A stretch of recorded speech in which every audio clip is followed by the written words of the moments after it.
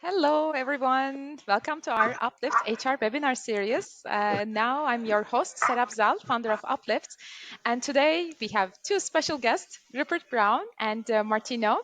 And we have actually one session last week. I don't know you joined or not, but we discussed about again, global and regional HR roles and our experience working in these roles and some suggestions and advice.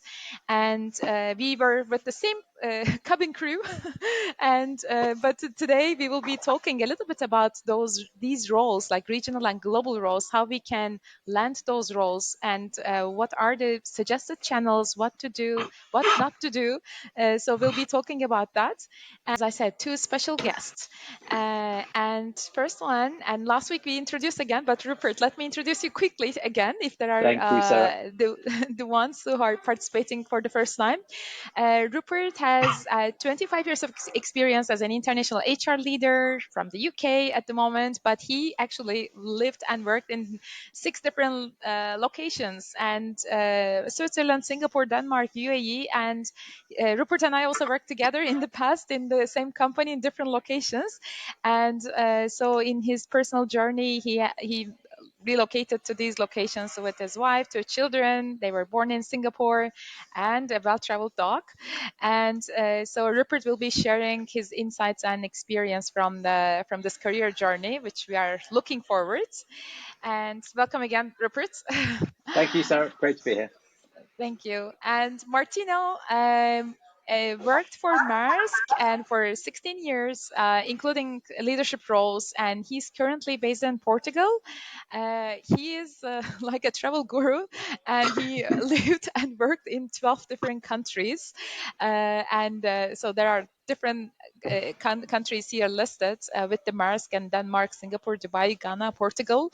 And he worked in several different roles, but also he has kind of diverse cultural background as well, like he's German Italian and married to Pakistani woman, and their children were born in 3 different countries while they are relocating for careers during this journey.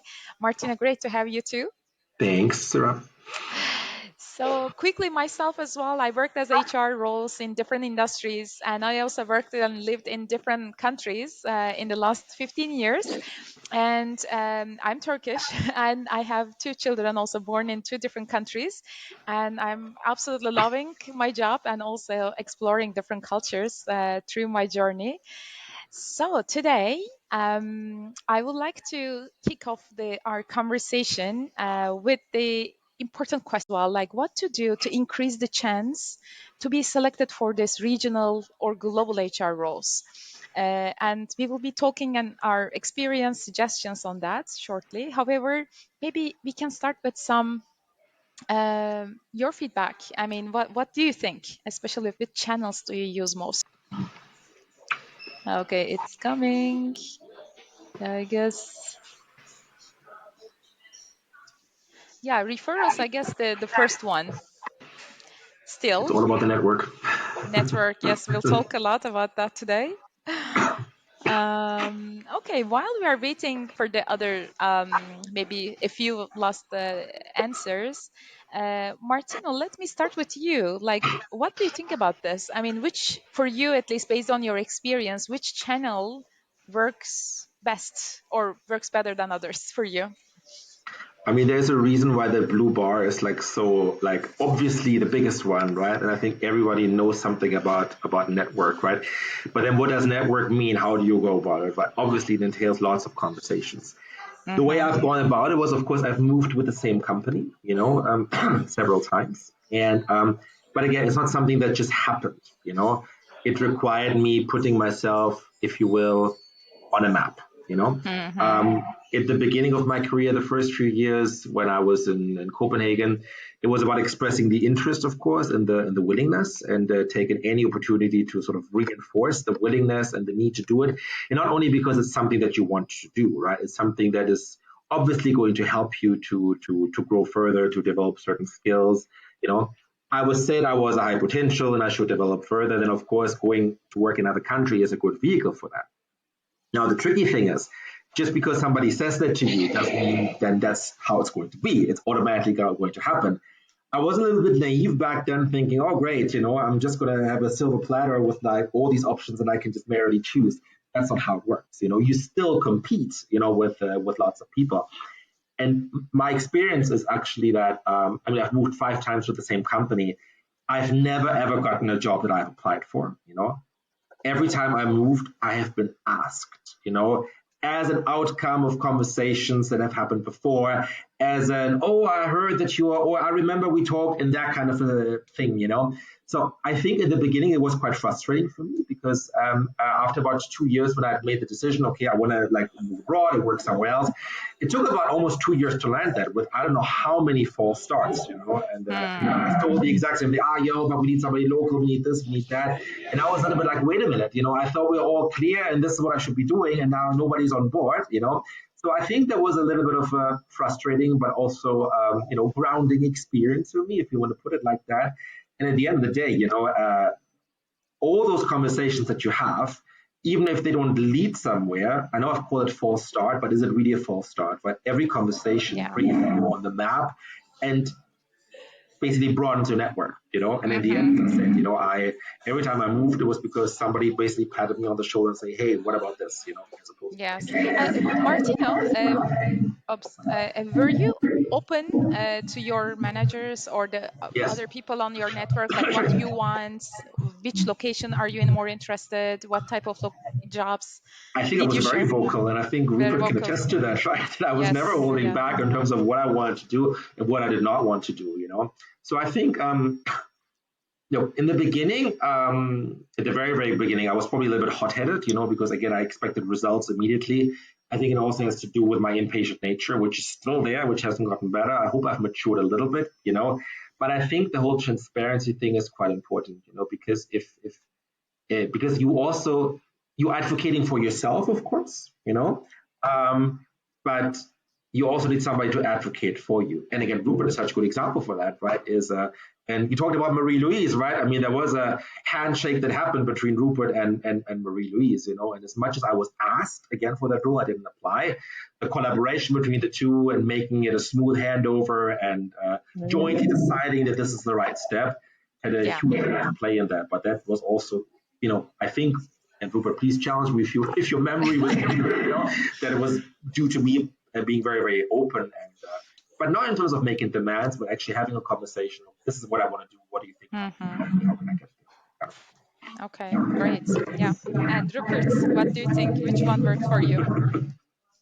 Do you know, it's interesting because I thought that I was sort of thinking that referrals and internal promotion moves would be quite separate, but actually hearing Martino talk, it's exactly the same skill set and process. You're just applying one internally and the other inside your company and the other one outside. And I think the reason why you keep getting referrals once you've established yourself as a track record, someone who can be trusted, someone who delivers. When you start then telling people about your mobility and your career interests, then you start getting calls about, hey, have you considered X, Y, Z? And in a large multinational, this is a sort of a skill in itself, whether you call it self-promotion or getting around the different offices, working on with the right people, getting on the right projects, and then keeping informed. It's like, making sure people know what your mobility situation is now, because obviously that changes. Let people know what projects you've been working on or what you're interested in working on next. And I guess one of the downsides to this is you're sort of not in control of your career at this stage. You're building reputation for opportunity to come find you. And you've got to keep a super open mind. And the number of conversations you'll have with your other half at the weekend saying, hey, I just got a call about a job in XYZ, and you both look at each other, it's like, I never even knew that was a country I could live in working. And so you've got to keep an open mind, not necessarily say yes to everything, but definitely explore opportunities. And you're right, that's the same skill. When you're applying it externally, it's very similar, except that you no longer work with each other or in the same company, but it's about that track record of success and people knowing what you're capable of. I guess one of the hardest questions is, how do you get your first move?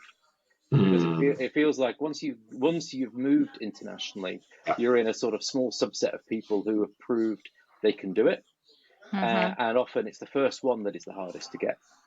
Yeah, definitely. I also agree with what you said, and it's not surprising to see that the first ranking is the through referral, because um, if if you apply directly to the job, of course, nobody really knows anything about you. But if someone really knows something about you, then of course the people start with a positive experience, for a positive image first about you. So that's really a big change. And actually, in my last job, I was also selected through referral. And if I would apply directly to the job, I would never be selected, I think, for the role, because I was in the US and the job was in Ireland. So why should they select me from the US, pay for relocation, etc. But my friend, actually, like my classmate from the master's class, so he gave my profile to the HR, and the next day I got the call from HR, and I had 4 or 5 interviews in the next couple of weeks, and then I got the offer quickly. And I was also surprised, actually, to see the power of referral in that way. And I think the important thing also, the third ranking here, like the internal promotion assignment, which Martino is a great example, the Rupert as well, and myself at Maersk, and we had several roles in different countries. I think definitely that's also quite easy channel to try. And of course it's not easy, as it said, because you need to still build your network, etc. But people know they know your performance, your approach, your past experience. So definitely that also helps a lot, especially if you will be relocating to another country, right? Getting a different job. So if I could add one thing, because Rupert said something really, really important just now about control, because I think you're going to lose control a little bit, right? And I think you have to be okay with that, right? Because as much as you would like to sit in the driving seat, it's not going to happen at the perfect moment, like for example, I'd almost given up, as it took me 2 years, for the first move to happen, and then it did. And I was called by Pete Baker. Remember him, Rupert? And, and we had just found out that we were expecting our first child, so my wife was like 3 months pregnant, and people tell you, okay, that's the last, moment when you would want to like make such a big move, and then we really had to think about what are we going to do now. But then we did it because after all the fuss that I've been making for 2 years, and now it comes, I say, okay, now it doesn't suit me. I think that I felt like would have been not just anticlimactic. I think it would have like actually undermined my credibility. So that was a tough spot I found myself in. We took the plunge; it worked out great, But I think, a little bit of that control degree you're gonna have to be okay to give up, because it might just happen when you least expect it, or when you ideally were not really, really planning to. Yeah, exactly. And especially for the referral part as well, I think we need to really think about our network, right? So who we know, where they are, in which companies, in which locations, and who we can reach out. And usually, if only a few names come to our minds when we want to reach out, but actually there are many, many more people who we can reach out and share our status update, like what we want as next step and how they can help. Or maybe it's just getting suggestions, advice on what they suggest, what they say us. And I think that's also very, very important to think a little bit in wider spectrum. I think that is important. I mean, as somebody I know likes to say, you are a solution to somebody else's problem. Although I like that. often you think that you are job hunting or career hunt, career opportunity hunting. But of course, you've got skills to offer, and if you've got mobility, then you might be in a very small group of people that can actually help out. And it's often the people on the fringes of the network. Maybe somebody you worked with 5 years ago, you had a good relationship with. They've moved on. They're now in a senior position. They're looking for someone to partner with, and they trust you. Yeah. And don't be afraid to do it, right? Sometimes we feel a bit like, oh, why should I ask this person? Why should I ask that person? I mean, first of all, the worst thing they could say is no, and again, you're not going to them to say, do you have a job for me, right? It's like, hey, do you know anyone? Are you aware of anything? Do you know anyone that I can talk to? I think it's a question I like to ask, because that's ultimately what it is, right? It's almost like you're playing billiard, or it's like a domino effect, like one sort of leads to another, right? Until the final domino is over, which is going to get you. And second ranking was reaching out the headhunters. I think that's also really helpful to find the local headhunters and or global headhunters to put your profile into their talent pools. I think that really helps too, because when there's a new role, maybe you will be the match for that role. I think just a point on headhunters, because they come in different shapes and sizes, right? So Yeah. I like to think of it, especially when you're managing an international career move. You've got the headhunters that are strong in the country you're in. Yeah. You've got headhunters that are strong in the country you'd like to go to. You've got some headhunters that are virtual and global, like yourself, Serap, in a very small pool, who can help you go somewhere else. And in some ways, the hardest move is the truly I'm open-minded, I could go anywhere move, because all of a sudden your spreadsheet of people to talk to is almost infinitely long, right? I think we've both been there at different times in our career where you see that the end of the road is close, but you don't really know where you want to go next. And usually, when you think back, how did I get the job in the end? It was always a left field kind of channel or recruiter that was not even on your list initially, but somehow word gets around amongst the researchers that you are available, that you are interested, and it comes and gets you. But I think there's a piece of work that you need to do before saying I'll go anywhere. That sort of says, what actually are the places where I've got the biggest chances of being successful, and these are considerations around language, around immigration, right to work, are you taking children, what's the political situation, etc., etc. And that has changed so much over the years that I've been looking for international opportunities. There are some markets that felt a lot easier at different times, whereas now the door feels closed, at least for the time being. Yeah, especially English-speaking countries, probably easier to adjust and settle, or expat-friendly locations, right, as Right. family. And let me move to the next question. So, what are the specific experience and skills that companies expect from these global or regional HR candidates? So, what we have seen that these are the required skills and experience, like the common skill set that are mentioned in these job descriptions. So, for example, the strong communication influencing skills, almost mentioned on all of them. I would like to ask maybe Rupert, you, especially based on your experience and work in different roles, which one was really critical skill for you to be successful in that job? So what do you say? I mean, of course, maybe you can tell different things. These are just a summary of some of them.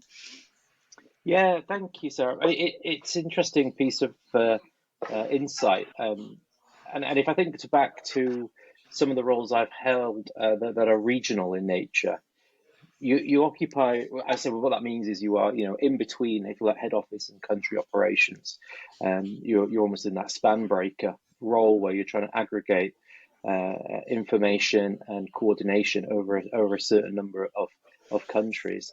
In many ways, they are brilliant development roles, because you have to really focus on your stakeholder management skills, both for leaders of the country operation, who are obviously very cynical about being controlled remotely from head office and region.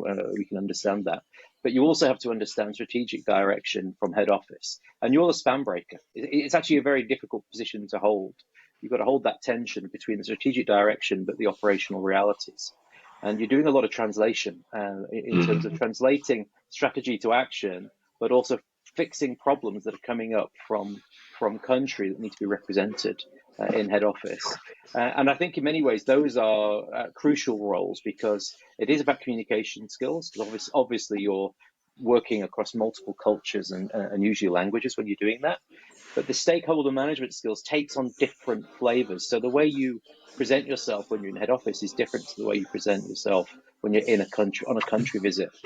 And I just think that sometimes it's all about having examples to demonstrate that you really do have these skills. And a role like that, I mean, just gives you just a day in the life of a regional leader. You've got examples in spades.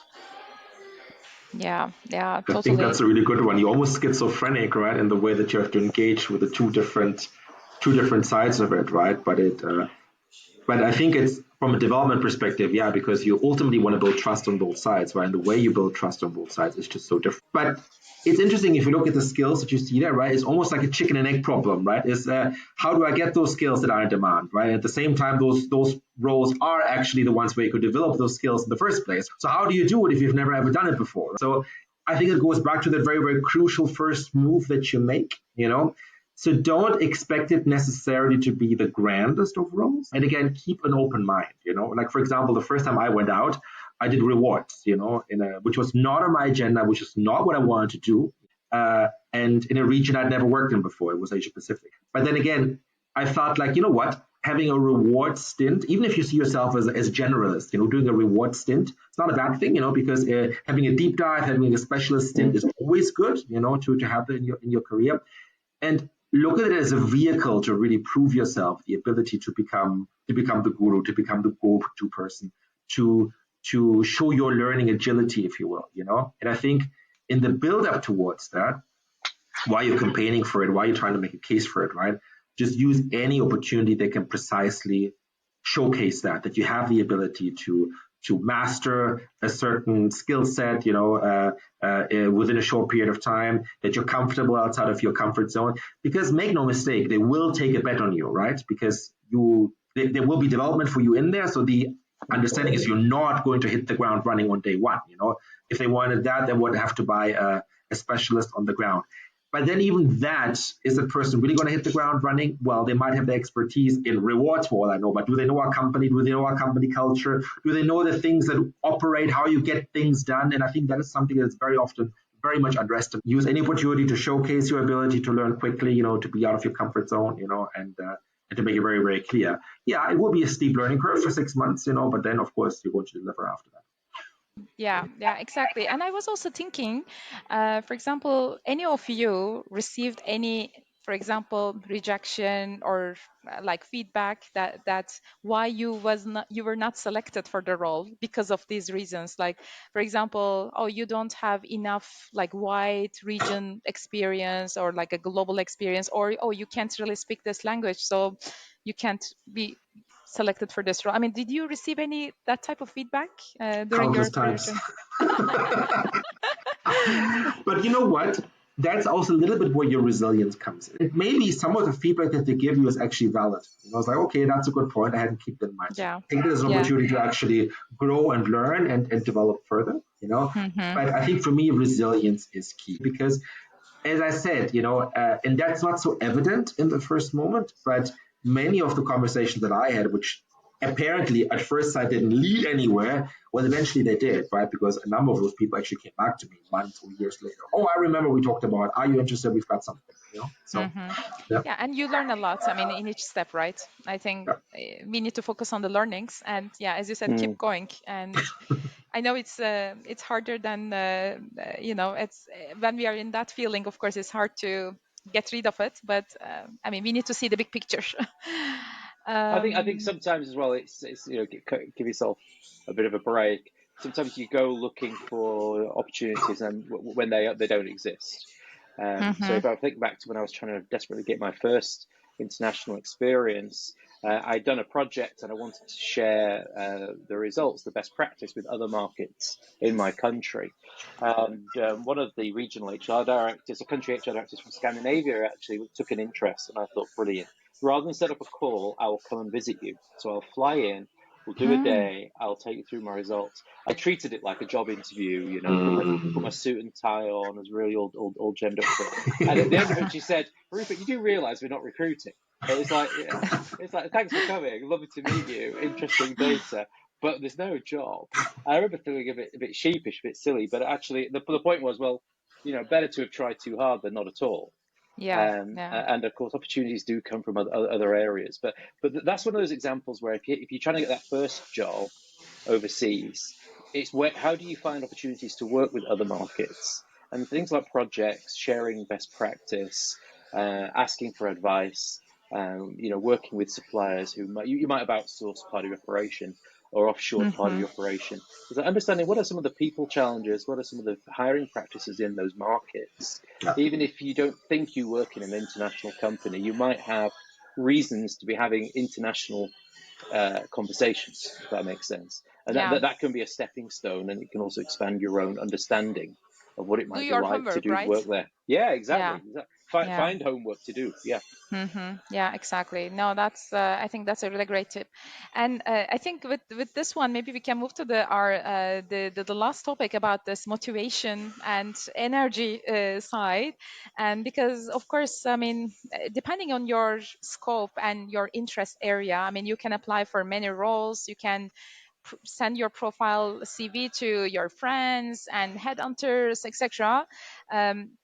Either you don't receive responses or you receive only rejection emails, which can be quite disappointing, and or you are going to the interview stages, but in the last stage you say, oh sorry, but someone else selected. So there are lots of like negative things happening in this process, and it can be time consuming and disappointing, and we all are going through that or went through those type of processes. So how can we really keep this motivation and energy high? And what do you do specifically? Rupert, let's start with you. Do you have any like a secret formula to refresh yourself during this process? Well, I think experience helps, as in experience of, trying to sequence assignments or projects or gigs or however you want to think of it. I mean, if you're self-employed, if you're interim, or if you're, trying to find permanent roles, the bit between roles is that's a sort of transition skill muscle in itself. And I think the more times you leverage that, the more I think you're probably a bit more efficient, and you're also a bit more relaxed. So for me now, I really enjoy the time between assignments, because usually if you're doing anything that involves sort of global transformation projects, it's incredibly intense when you're on, and you don't have the time to really refresh, recharge, relax. And the only time really to do that is in between assignments. So I always think of it as like you've got two things going on simultaneously. You're both looking for the next role, and hopefully you've sharpened up how to do that with your network and your approach. But you're also trying to recharge, refresh, and maybe sharpen the saw on something that you saw in the last job that we think, wow, what did we do wrong there? How can we do that better next time? That's the time to be taking courses, reading books, speaking to experts, writing white papers, whatever it is that you might sort of get you motivated, so that next time when you go again, you've got an advantage through experience. And you feel more relaxed, right? So when you have that type of focus and refresh yourself, when you go to the job interviews or talk to other people, you feel more relaxed too, I think, in the process. Yeah. Yeah. And also, by the way, we can ask our participants if they have anything to share about their experience. So please write on the chat. And Martina, let's also hear from you meanwhile. I mean, yeah, I couldn't agree more with Rupert, right? But what I would also add is, I mean, I've talked about resilience, the importance of resilience, right? But again, resilience doesn't mean that you're always upbeat and always happy about it, right? I mean, do embrace your emotions. It can be frustrating. And I talked about my journey, and yeah, there were moments I was really frustrated. I was really upset about it. So, I mean, don't deny those emotions. Don't let it like that you become negative or cynical. I think that's the dangerous thing. But I also don't believe in something like where you constantly swallow your emotions and you always have to be happy and always have to be positive about it. There will be days when everything is crap, and then and that's okay as long as you can get out of it. What has really, really helped me is to have and again, be careful who you talk to, because if you advertise things too much, people might use it against you. So you got to be careful with that. But if you've got a small circle of confidence that you can really, really be honest to, when it gets to you, get one of these people to just vent to them. Just get it all out, how upset, and it's cathartic, I mean, that you really feel better about it. And then they can help you get a different perspective, and then you just get on with it again, right? So you don't have to do this alone, Again, be careful who you choose, because if it's too many people, it can also be a little bit detrimental, but having the small group of confidence that you can really just talk to and vent to if you have to, I think that really, really helps as a little pressure valve, I would call it, to balance it out, and Yeah. then one thing that I've learned, that I've really, really learned coming from experience, and you want to talk about the power of destiny or whatever, I leave that up to you, whatever your personal beliefs are. There were a number of roles that I really wanted to get. I interviewed for, I didn't get them. In the first moment, I was very upset. Okay. Without fail, without any exceptions, a few months later, depending on how things developed, progressed, whatever, I was so glad I did not get that particular role because I realized it was not the right thing at that point in time. So just have a little bit of faith, and say, if it's in your interest, it's going to work out. If it's not, then it's not going to work out. And I think that has helped me as well. Yeah. I'd add on to the faith thing. Sometimes you also have to trust the hiring manager. I remember being invited to relocate to head office for a role that I really did not see the attraction in, and I don't understand. Why would I do that? And it was like, you have to appreciate sometimes there are stepping stones to get the actual job that you really want. And the first one that is presented might in itself not be that attractive, but trust the person who's believing in you, and it absolutely turned out to be the right move. And it was only 6 months later that the right job, the real one that I was interested in, came available. And you couldn't have predicted, because it's a series of No. events. There's always surprises in this game, right? People resign, people get promoted really quick. Doesn't work out for families, so opportunities arise just when you're not expecting them, and that's part of the beauty of it. I would also add, though, where you are in the world influences how easy or difficult this sort of transition period is, and it's important that you understand sort of like your legalities around your right to remain in a location without a job, or indeed, is it possible to change employer if one employer is sponsoring your work permit? Is that possible? So there's a lot of markets that people end up in, and the minute it turns sour, they have to leave pretty fast. Yeah. That can be additional stressor on the family, because then you're trying to find either it's a return home wherever that is, or you're trying to find a third place, like a landing zone, to pick yourself up. So I think you need to know the lay of the land, and when you're considering going to a new market, understand what it's like when it goes wrong or when it ends. Yeah. Yeah. And again, that has changed, right? Politics has changed in the last few years. So some places are more welcoming than they used to be, and others, conversely, are not.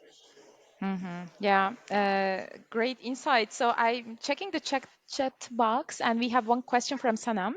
I would like to hear recommendations on effective ways to build a connected network early on your career. So, like, what are the suggestions, like practical tips to build this network?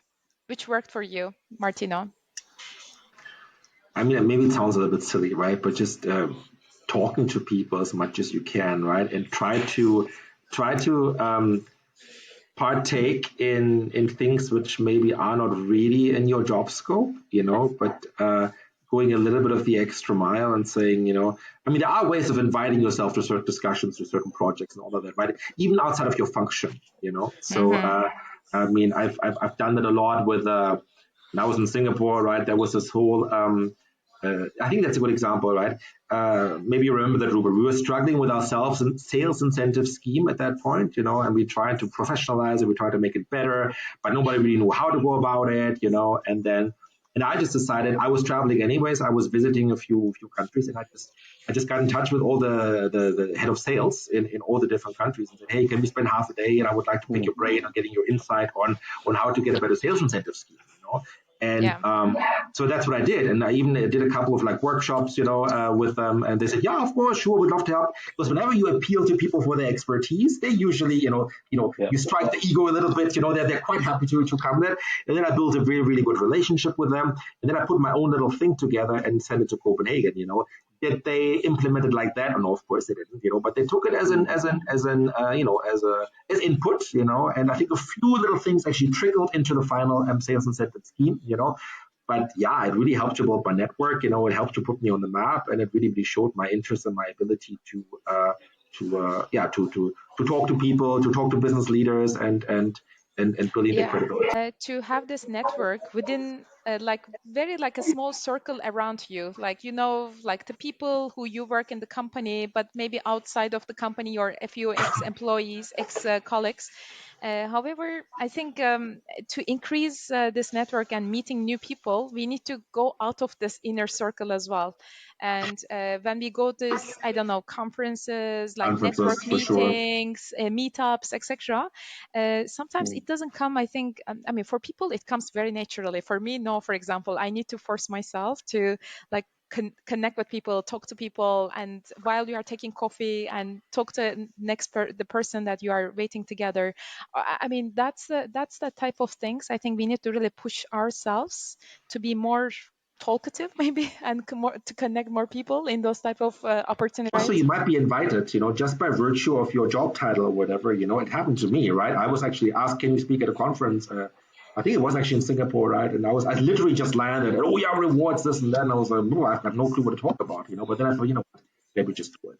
And it had a month to prepare. It really, really, really pushed me all the more. I have to look good at this conference. Mm. But it's a brilliant way of, Yeah. of putting yourself on the map. And what I've learned is that quite often people don't want you to give some sort of a theoretical dissertation or whatever on some very complex matter. They just want to hear, how do you do things in your company? And that's basically what Mhm. it is. Our company will do this, and our company will do that. And then people are like, oh, that's very interesting. They want to hear about best practice. Yes. So if you are approached, don't feel like, oh, I'm not good enough, I'm not expert enough, because it's not about being an expert. It's about sharing, telling stories, and giving some what we like to think best practice from our company. And it's such a Mhm. great vehicle to just put I think yourself so. out there and for people to Yeah. see you. It is. I think it's difficult if you're selecting a lot of sort of passive activities, hoping that it will build network. It's probably going to be less successful. So attending a conference is good for stimulating the mind and maybe seeing some people you already know. Um, Speaking at a conference is obviously better. Mm. But I also think working with people is the way to build the relationship, and whether that you can do that through, volunteering for different organizations. If you open your mind and sort of take a step back, there's a million different either businesses or associations or NGOs on the outside of employment and what it means to be an employer and an employee. And if you get the chance to volunteer there, then you get to work with people you've never Yeah. met before, but you're Exactly. actively demonstrating your skills. I got a lot of value. The first time I did that was in when I volunteered for a chamber of commerce for their human capital committee, to help, because I was dissatisfied with the quality of the content that I was seeing and the opportunities to meet people. So they said, why don't you come in and help us find the right sort of tone for events? And it was a chance for me to meet people who were like consultants, academics, self-employed, people I wasn't meeting in that market through my day job. And also to sort of understand, because this organization wanted to write policy to lobby the government about what does it mean to be an employer in that country right now. So it really Mhm. dialed me into hot topics. And it was totally on the, aside from the day job, it didn't pay anything, obviously, but it also developed my confidence at meeting new people and having a conversation about something that might not be in my day-to-day Yeah. sphere. Yeah. Yeah. Exactly. Okay, great. Thanks, Sanam, for the question. So let's come to maybe the last part of our conversation, and we have listed our suggestions here. So update your LinkedIn profile every week. So that's a kind of maybe bold statement. I mean, of course, there's a kind of LinkedIn algorithm behind, because LinkedIn would like to bring the recruiters, active recruiters, and active candidates together. They want for them to meet on this platform. So that's why as recruiters, when we search on LinkedIn, certain criteria, profiles, and usually we have like 10, 15 pages of candidates that we see. But of course, you can imagine that we are not reviewing each and every candidate in those 15 pages. So the first pages that we see candidates that are mostly the most recently updated profiles. So if you update your profile every week, maybe a word or a sentence or something like that. I'm not talking about the posting on LinkedIn, posting content. Mm. I'm talking about updating your profile. So if Mm. you update every week, even twice a week, I mean, yeah, the more is better, right? So then you will be your profile will be shown on the first stage to the recruiters who are looking for profiles like yours. So also draw your stakeholder map. As we said, like referral was the first ranking that you also put. For the most effective channel to find a job. So who you know, who can help you, or who you can connect with to get inspiration or some suggestions. So write all those people who you know, who you'd like to connect. Maybe you can put a kind of a schedule, like every week you can meet two people. You can put a target for yourself to get that self-discipline as well, because these things take time. I mean, take effort as well. Also, before you apply for an interesting job, Hmm. immediately jump. Sometimes we like that. We have that excitement, right? So we like to apply job immediately to be the first Mm, applicant. But firstly, be patient. Check first if you know anyone in that company, or maybe yeah, your second level connection. yeah, So you can reach out and ask for the bridge person to connect you with someone in that company, because referral, as we said, is working much faster and better compared to other channels. And of course, reach out to relevant headhunters as we talk. Submit your profile to their talent pool. Sometimes they respond, sometimes they don't respond, but at least if you submit your profile into the talent pool, I think that's really helpful. And we talk about this visibility and network, attending industry events, and of course connect with new people outside of your network. That also helpful. And we talk about like staying positive and believing yourself, and it's just matter of time. And of course, I mean, when you, like we talk about the faith, when you have that intention to change your job and move to different location or company, so you enter to that path, right? So you have that intention to make this change.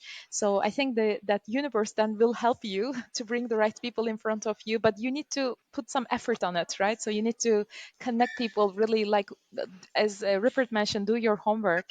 And so then just matter of time, and it will happen in the right time, I think, for you and for your career. So I wanted to summarize everything here, but of course I would like to ask Rupert and Martino for the last comments, and if you would like to emphasize or add anything else on this. Rupert, do you want Rupert. to jump? Well, first of all, Sarah, thank you for thank you for sharing that recruiter's little secret. I did appreciate that LinkedIn profile update was sort of the way to it. That's kind of interesting, right? Because you just play around in LinkedIn, you don't really know how the algorithm works. But Yeah. no, I think it's a really nice summary. It's nice to leave the summary. I just think you're absolutely right. You've got to stay positive and keep the faith a little bit. It's a long term journey, right? So it might not happen this time. Something else might come up, but that sort of stated intent of having a growth mindset and showing some mobility, I think that's super powerful. And eventually, over time, you will get what you want.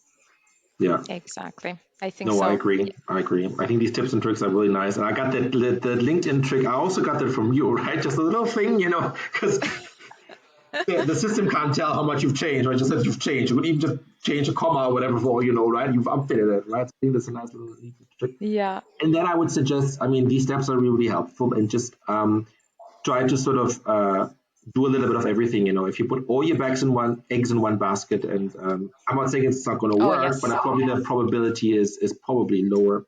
So, and variety is always good for the mind and for the soul. So if you do a little bit of different things, it's good. I think a little bit of a cheat sheet. I think this is really really nice, to keep in mind. Yeah, Thank exactly. you.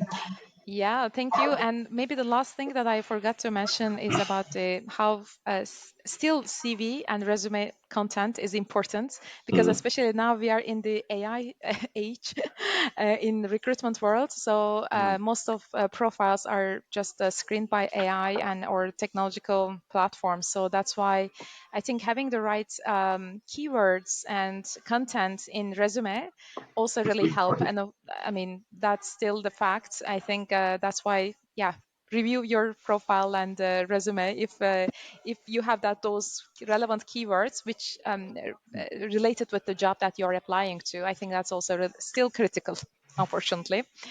Or fortunately, maybe there is less bias. I don't know. We'll see by time. But thanks a lot. And Thank you. Rupert, Martino, it was really pleasure to come together in this Likewise. webinar. And thanks a lot for your insights. And thanks to our audience and participants today. And we are recording this session, and the full session will be also posted soon on our LinkedIn page. Hope to see you again next time, Martino, Rupert. So take care of yourself and have a great weekend, everyone.